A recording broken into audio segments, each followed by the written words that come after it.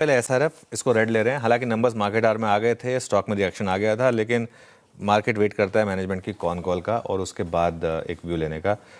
और con call काफ़ी negative है कल की मैनेजमेंट की। उन्होंने कहा है कि प्राइसिंग प्रेशर है और जो चाइना फैक्टर है वो बहुत बड़ा है और एक आध रिवाइवल के साइन हैं, लेकिन ओवरऑल मैनेजमेंट का जो नज़रिया है वो कॉशियस है।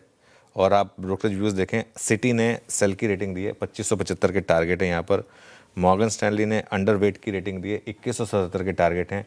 जेफरीज ने अंडर परफॉर्म की रेटिंग दी है, 2640 के कॉल हैं के टारगेट हैं। तो ये आपका आज का पहला बिग स्टॉक हो गया रेड पर। एयू बैंक को मैं ग्रीन ले रहा हूँ। हालांकि एयू बैंक काफ़ी चला है, लेकिन इस मार्केट में वही चल रहा है जो अच्छे नंबर ला रहा है, भले ही महंगा है, बहुत महंगा स्टॉक हो गया अब एयू बैंक का।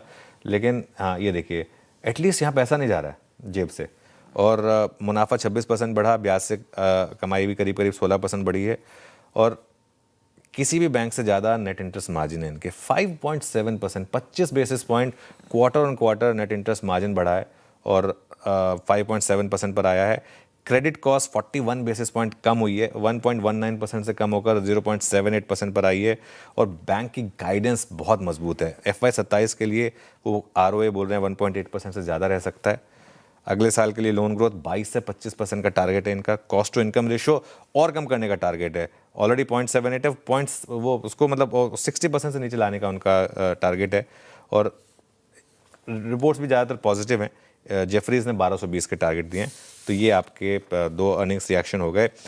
परसिस्टेंट कल की LTI माइंडट्री के शॉकर के बाद मैं थोड़ा सा अपने आप को बैकफुट पर ला रहा हूँ और न्यूट्रल ले रहा हूँ, क्योंकि नंबर स्ट्रांग है लेकिन बाजार बहुत ट्रिकी है और शेयर के वैल्यूएशन बहुत महंगे हैं। इसके लिए गैप अप मत चेस करें। कल LTI माइंडट्री के साथ भी यही हुआ है। बेसिकली नतीजे अच्छे हैं लेकिन शायद पूरी तरीके से भाव में शामिल है।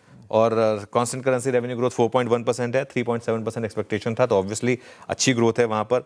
एडजस्टेड ईबिट मार्जिन भी एक्सपेक्टेशन से बेटर है, तो नंबर में कोई कंप्लेन नहीं है। मैं क्यों न्यूट्रल ले रहा हूँ? क्योंकि मार्केट का सेंटीमेंट इस समय खराब है और स्टॉक थोड़ा सा महंगा है, तो इसके लिए। और ब्रोकरेजेस भी मोरलेस यही कह रही हैं कि सब कुछ शायद भाव में है। आज का मेरे ख्याल से स्टॉक ऑफ द डे हो सकता है क्रेडिट एक्सेस ग्रामीण। हालांकि मार्केट खराब है, लेकिन अब तक की अर्निंग सीजन का सबसे शानदार नंबर है क्रेडिट एक्सेस ग्रामीण का।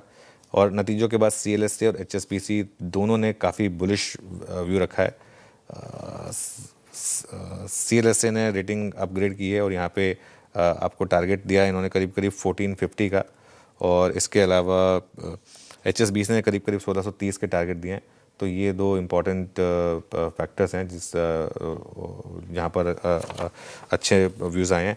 FY27 2627 से 28 के लिए EPS गाइडेंस, EPS ग्रोथ में 7 to 13% की वो इंक्रीज की है HSBC ने। आई थिंक HSBC का व्यू है, ये गाइडेंस नहीं है, ये आई थिंक HSBC ने कहा है। हाँ, HSBC ने कहा है कि ये 7 to 13% इनका EPS बढ़ सकता है, मतलब वो उन्होंने अपना EPS एस्टिमेट बढ़ाया है। तो इस वजह से ये मेरे ख्याल से प्रोवाइडेड मार्केट थोड़ा ठीक ठाक रहे तो ये आज का शायद हीरो ऑफ द डे भी हो सकता है।